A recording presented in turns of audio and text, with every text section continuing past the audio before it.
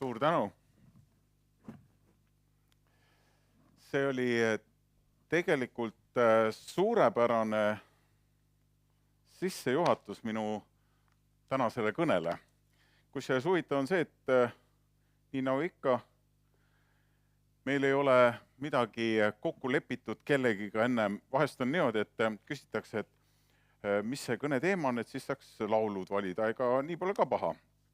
Aga täna me ei ole üldse kokku leppinud ja minu arust see tänane muusikapala oli ideaalne sissejuhatus tänasesse teemale.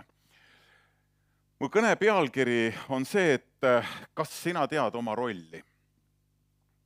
Me elame ühes kummalises ajas, kus tegelikult, kui sa vaatad elu, siis me võime nõustuda sellega, et nii palju rolle on segi aetud.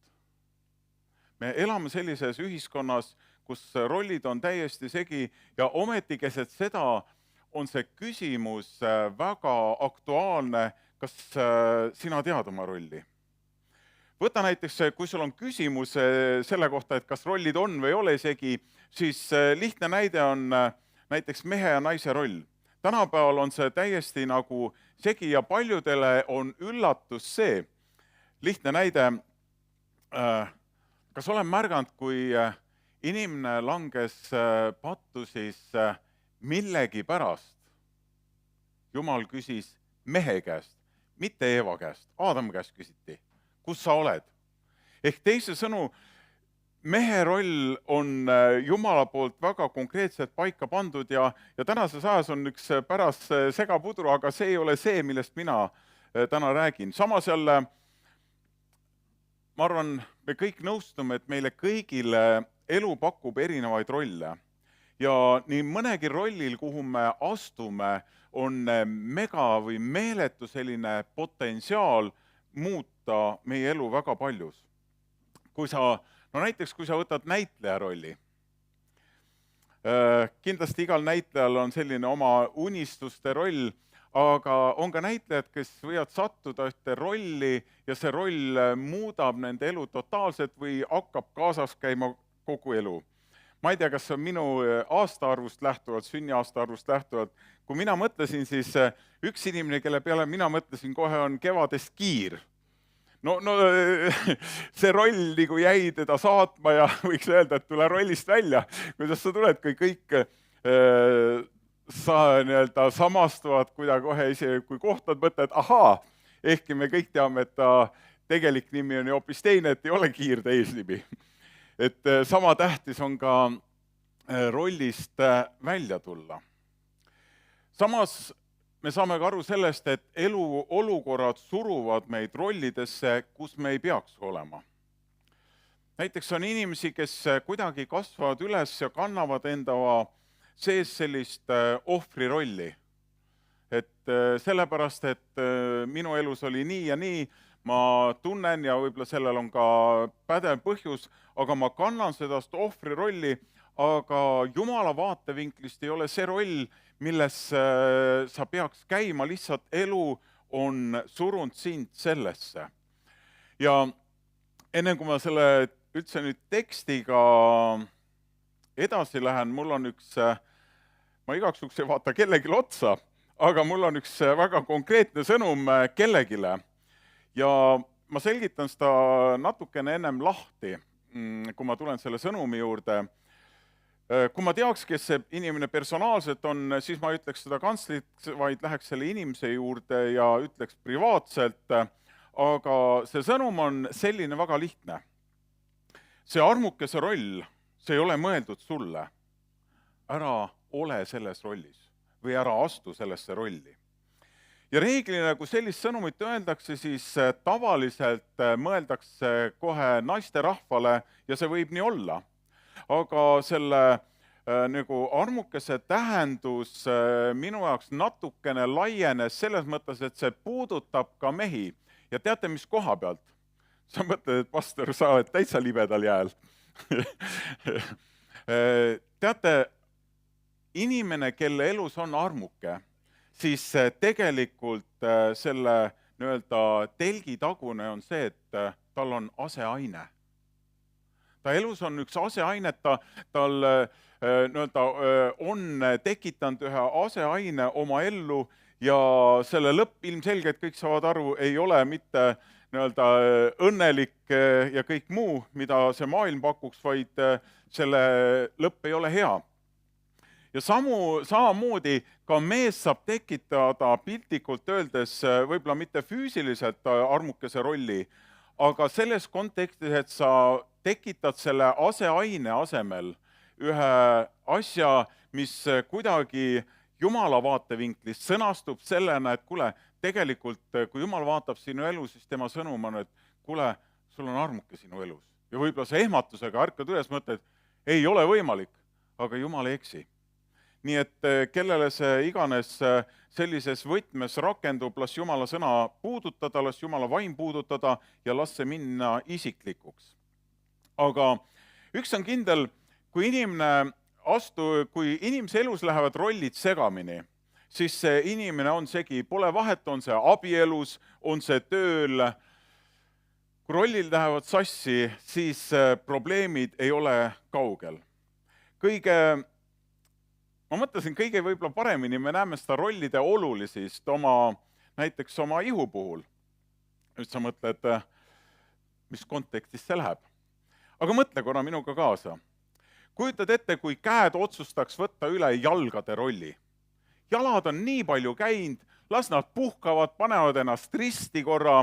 No käinud küll. Aga nüüd kujuta ette, kui sa peaks käte abil autoni jõudma. No WC-s käimine muutus päris elamuseks.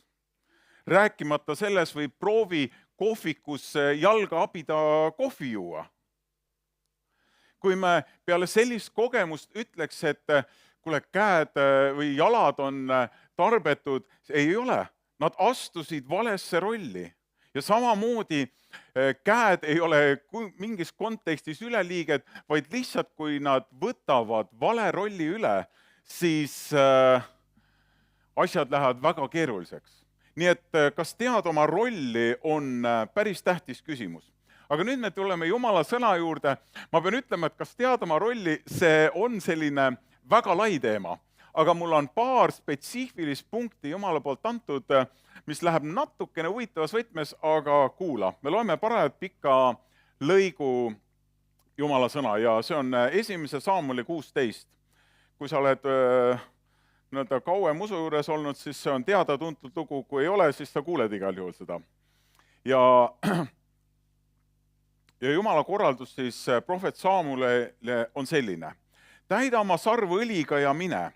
Mina läkitan sind Betlemmase Iisai juurde, sest ma olen tema poegadest vaadanud enesele kuninga. Aga Saamuel ütles, kuidas ma võin minna? Kui Saul kuuleb, siis ta tapab mu. Ja issand vastas, võta üks mullikas enesega kaasa, ütle, ma tulin issandale ohverdama. Enne kui ma lähen edasi, mõtle korra. Ka suur prohvet Saamuel kartis oma elu pärast. Vahest meil on pilt prohvetitest, et on sellised tinasõdurid, kes lähevad igast olukorrast läbi, sest Jumal on minuga, mind ei huvita mitte midagi. Jumala sõna on väga reaalne. Ka prohvet on luust ja lihast inimene, ka tema kartis oma elu pärast. Aga kutsusi Iisai ohvrile ja mina õpetan sind, mida sina pead tegema. Siis võia mulle see, keda ma sulle nimetan. Ja Saamuel tegi, nagu issand oli öelnud ja läks Betlemma. Aga linna vanemad tulid värisedes temale vastu ja küsisid, kas sa tuled rahuga? Ta vastas rahuga.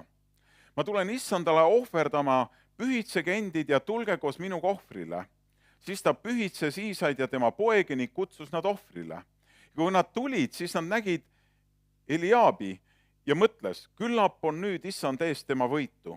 Aga issand ütles Saamuelile, ära vaata ta välimusele ja pikale kasvule, sest ma olen jätkunud tema kõrvale, sest see pole nii, nagu inimene näeb.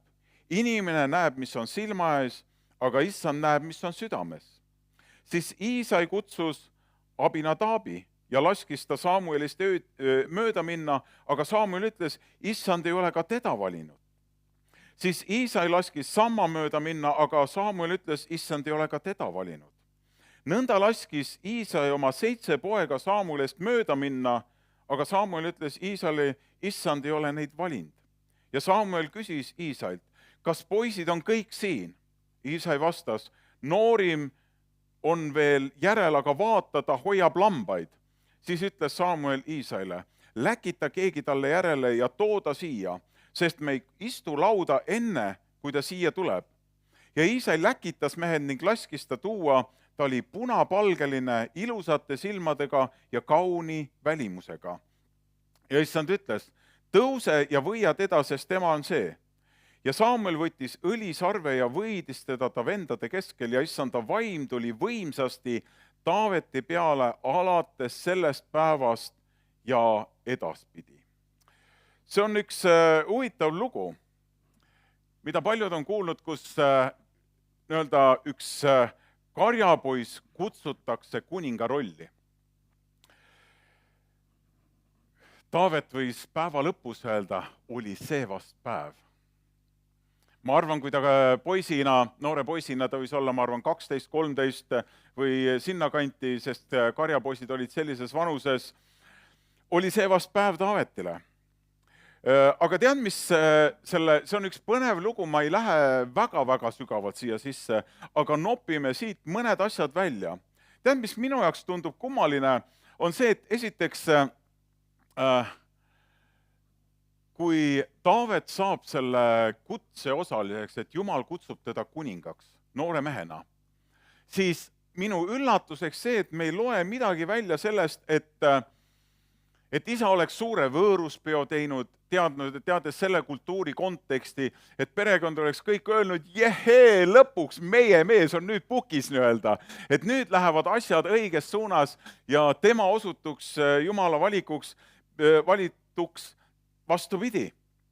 Siin ei ole mitte midagi sellist ja muidugi see toob välja ka selle ei isa ega Taavet või isa ega vennad ei arvestanud Taavetiga kui kandidaadiga, keda Jumal oleks võinud kutsuda sellisesse kuninglikku rolli. Ja nüüd selle looga on üks huvitav asi. Tegelikult see kuninga roll ei olnud mitte esimene Taaveti roll, millest ta astus.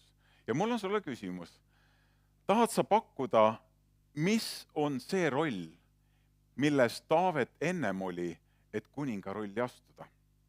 Tegelikult siin on vihjed antud, aga see küsimus on alati see, et kas me loeme need vihjed välja, mida nii kontsentreeritud Jumala sõnasse pakitakse või mitte. Tahab keegi pakkuda?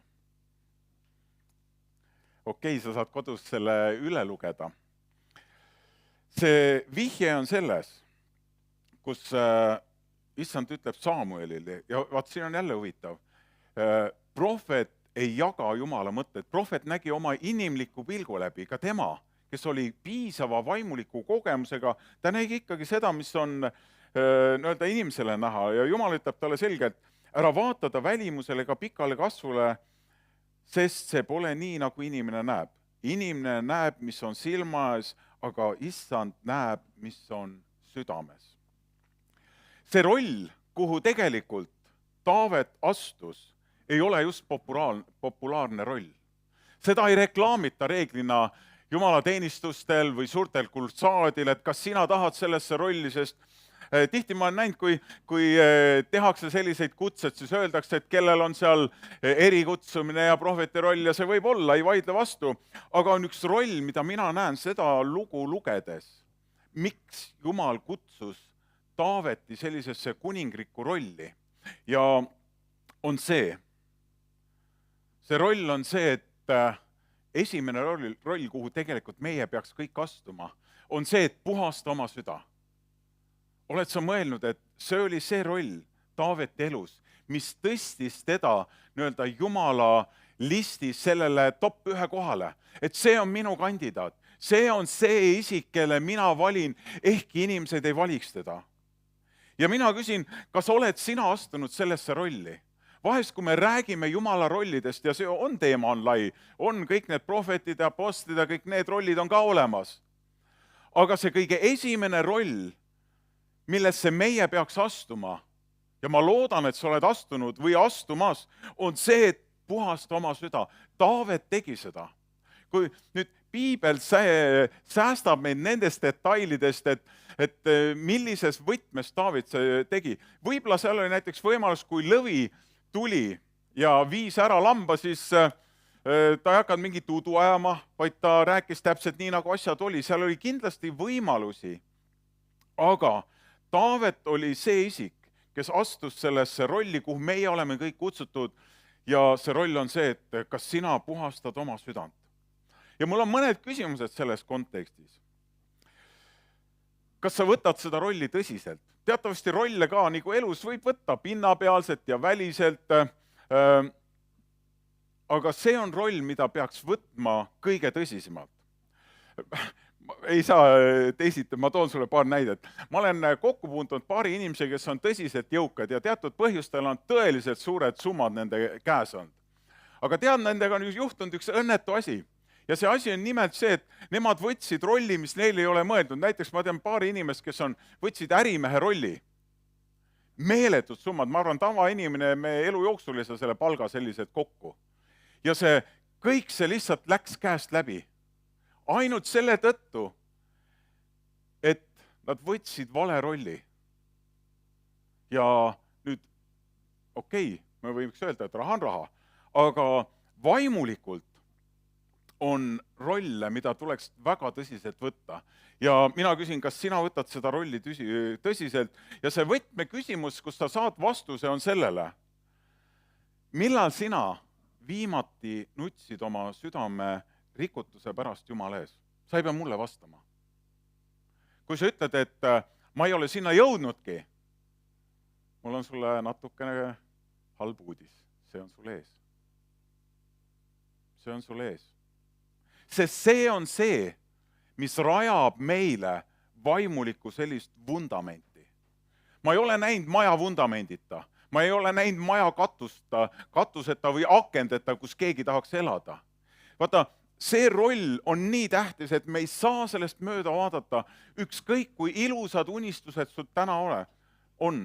Oled sa noor või vana tuleviku suhtes. See roll on kardinaalselt tähtis. Puhasta oma süda. Kui sina oled olukorras, kus sa oled märkama hakanud teatud asju oma südames ja sa ei lepi sellega, siis see on tegelikult see märk. Jumal kutsub sind sellesse rolli puhastama oma süda. Kui sul on kahtlusi selles, mis kristlase südamesse mahub, siis kuula, mida Jeesus ütles. Mattuse 15:19. Sest südamest lähtub kurje mõtteid, mõrvamist, abielu rikkumist, hooramist, vargust, valetunnistust, pühaduse teotust. Vau, milline nimekiri. Ma loodan, et see ei ole osa sinu elust, aga kui on, siis ikkagi Jumal kutsub sind sellesse kõige olulisemasse elurolli, kus sa hakkad puhastama oma südant. Ja ma võin sulle öelda, et ma tean, millest ma räägin, sest kui mina tulin usu juurde, siis mina läksin sellisest rollist läbi, ma astusin sellesse rolli, et teadlikult puhastada oma elu kõigest, mida mina vähemalt teadsin, mis ei austa Jumalat. Ja ma olen avastanud seda, et kui me astume sellesse rolli, siis see roll, nii nagu Taaveti puhul, ta teeb teed sulle sellisesse rollidesse, kuhu Jumal tahab sind kutsuda. Ja kui sa oleks võtnud Taavetit intervjuu ja küsinud, et kas see on sinu unistuse roll, ma arvan, Taavet, ma ei oleks isegi julgenud unistada midagi sellist, saada Iisraeli kuningaks.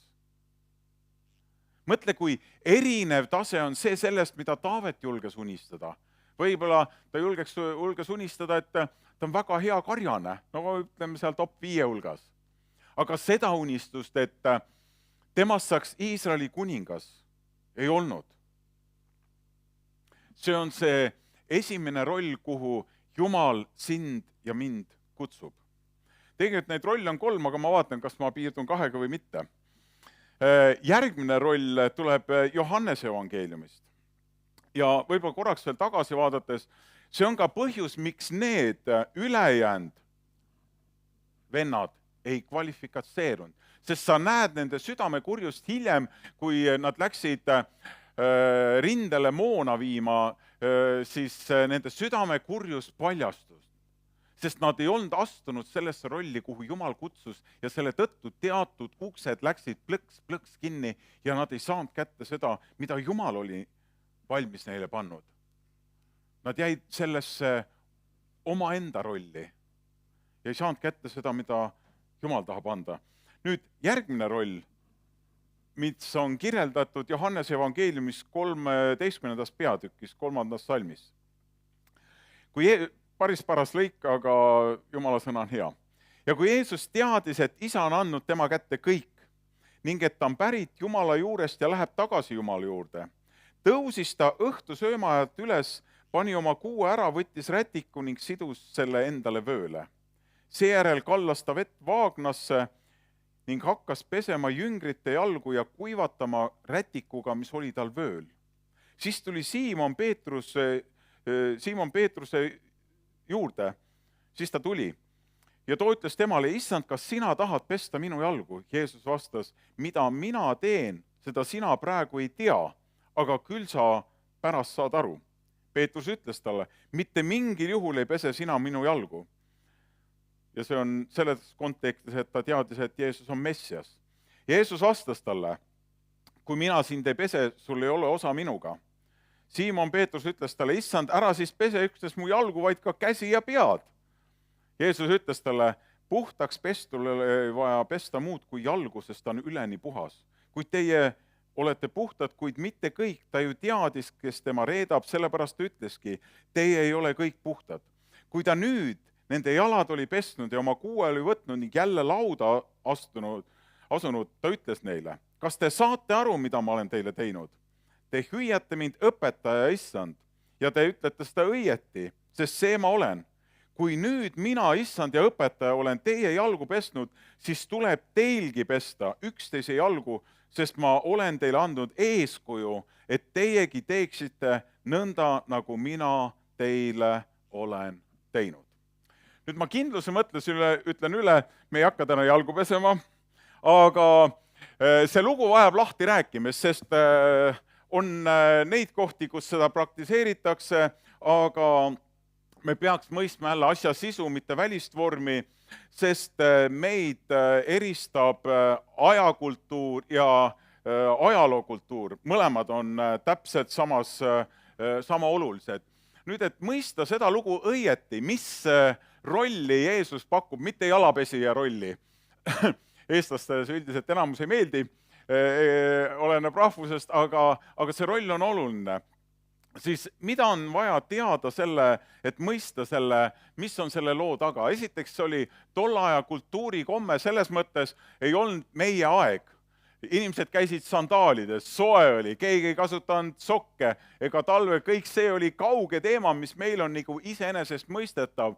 Ja tegelikult see, mida Jeesus tahtis jüngritele õpetada, on see, et tolle aja jõukamates majapidamistes oli nii, et selleks oli eraldi teener, kes, kuna maapind oli tolmune, kui külaline jõudis kohale, siis tema jalad olid tolmused ja teener tuli ja pesi külalise jalad, sest tahab öelda keegi, miks? Ei olnud villid, ei olnud jalaseen. Sest kui istuti lauda, istuti maha. Teise jalad olid sul väga lähedal. See on see praktiline põhjus. Aga mõistad, ma ei ütle midagi halvasti, kes tahab kuskil jalgu pesta, aga selle loo taust on see. Ja nüüd see roll, mida Jeesus pakub ja seletab jüngritele, on teenija roll. See on see, kuhu meie oleme kutsutud tegelikult.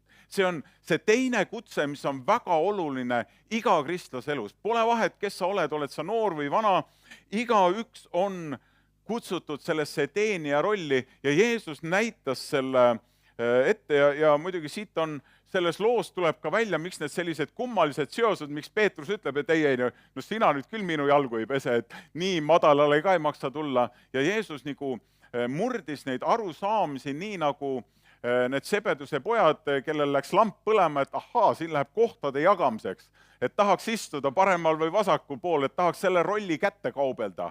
Jeesus ütles, te ei tea, mida te palute. Ja nüüd tulles tagasi selle rolli juurde, iga inimene, me oleme kutsutud sellesse teenimise rolli. Selle skaala on väga lai, aga üks on kindel, see sobib kõigile. Sa ei vaja erioskust. Vaata, kui me võtaks muusiku, kui mina selle kitarri taha astuks, siis te vajaks kõrvatroppe, ma arvan. No võib-olla nii hull ei oleks, ma mõnda tuuri veel mäletan, aga no ütleme, see vahe oleks väga suur, sest ma astuks täiesti valesse rolli, omamata neid oskusi, aga see teenimise roll sobib absoluutselt kõigile. Selleks on vaja lihtsat asja. Kas teab keegi, mis see on? Väga lihtne. Just tahet. Kõige lihtsam asi, mis meil igal ühel on, tahet teenida ja siis on nii palju asju võimalik. Ma olen ühtpidi tänulik, et meie koguduses on neid, kes teenivad väga rohkelt, igaüks teavad, kes kus kaasa lööb. Õnneks on meil väga paljud inimesed astunud sellesse rolli ja sa võid kindel olla, et see on roll, millest sa ei pane mööda. Kui tihti vahest mõnele öeldakse, et sina, et prohvet või siis inimene võib öelda, et ei, see ei ole minu roll. Aga vaata selle kahe rolliga, kus sina puhastad oma südant ja astud teenija rolli, sellega ei saa mööda panna. See on nii kindel roll, mida Jeesus jättis kõigil oma järgitel, lihtsalt sa ei saa mööda panna sellega. Aga nüüd selles rollis mul paar mõtet ja siis ma võtaks nagu otsu koomale. Esiteks, see Jumala poolt antud roll, see venitab sind vaimulikult. Kui sa puhastad oma südant, sa pead tegelema asjadega nii, nagu Argo täna rääkis, ta pidi andeks andma ja õnnistab. See on südame puhastamine. See venitab sind vaimulikult, seal toimub üks vaimulik kasv, see jõusaali treening ja see on vajalik meie eludes. Jumala poolt, kui sina oled Jumala poolt juhitud rollis, selles rollis, siis kindel on see, et Jumal saab selle läbi austatud. Inimesed, sa märkad varem või hiljem, võib-olla mitte alguses, aga hiljem inimesed tulevad ja ütlevad, et küll on hea, et sa teed seda, mis sa teed. Ma mäletan ühte inimest, kes on meie koguduse liige, aga siis ta oli teises koguduses, ma ütlen nii viisakalt, neutraalselt. Ta mitu aastat lihtsalt autoga tõi ühte koguduse liiget Jumala teenistusele, ta lihtsalt teenis. Seda öeldud kuskil kantslist avalikult välja, keegi ei patsutanud teda, aga ta lihtsalt otsustas teenida. Ja mõtle, kui palju on kogudus ja maailm teistsugune, kui me kõik oleme selles rollis õigel viisil. See ei ole see, et me jalamatiks kuidagi muutume, mul on jätkuvalt isiksus on paigas, aga sa oled selles rollis, kuhu Jumal on sind kutsunud. Ja Jumal saab sind austatud. Järgmine, mis juhtub, on see, et Jumala töö saab tehtud ja sina oled sellest osa. Minu arust see on nii äge. Mõtle, kui sa elule tegelikult tagasi vaatad, mina olen siin 50 kopikatega, ütleme, viisakalt. Tead, kui äge, kui sa vaatad elule tagasi ja sa tead, sa oled olnud osa Jumala toost, ühel ja teisel viisil. Loomulikult see kõik nõuab, sellel on oma hind, aga see kõik on okei. Ja minu arust see on nii äge, see annab sinu elule maitset ja kaalu. Alati kõik ei ole täiuslik, nagu ikka elus, aga sa oled osa Jumala tööst ja ütle, mida sa tahad minu puhul ja ma kahtlustan, et see on kõigi puhul, see täidab sind sisemiselt. See täidab sind sisemiselt, see tühjuse tunne ei aja sind taga, sest sa oled Jumala poolt seatud rollis ja see täidab sind. Sellel on muutev mõju teiste eludele. Kui sina teenid teist, sa võid kindel olla, et sellel oli muutev mõju. Nii nagu Jeesus teenis oma jüngred, sellel oli muutev mõju. Kui ma oleks pärast saanud seda intervjuud, mis nende sees toimus, need lood vapustaks meid. Ja võib-olla ka, kui sa hiljem kuuled võib-olla, mis sinu teenimise läbi on sündinud, see võib-olla vapustaks sind sisemiselt ja ütled, ma poleks kunagi arvanud, et see lihtne teenimine omab sellist mõju. Luba meelde tuletada. Jumal on kutsunud sind rolli, sellesse rolli. ja ma lõpetaks selle mõttega, selle üks roll oli veel, aga see jääb kuhugi veel tulevikku. Kui sa järgid seda 2 esimest rolli, see on välistatud, et sa paned mööda kuidagi Jumala tahtest. Seda ei ole selles, see on täiesti välistatud. Sa järgid seda kutset, pigem vastupidi, see avab sind uksi uutesse rollidesse, kuhu Jumal on sind kutsunud. Mille sa täna võib-olla ei julgegi mõelda, et minu elus võiks see juhtuda, sul on võib-olla oma plaan, aga äkitselt, kui sa järgid seda Jumala poolt kutsutud rolli, siis need uksed võivad ka lahti minna, sest Jumal on jätkuvalt Jumal ka maa peal, mitte ainult taevas on ja. Taevas on, aga ka maa peal. Tõuseme.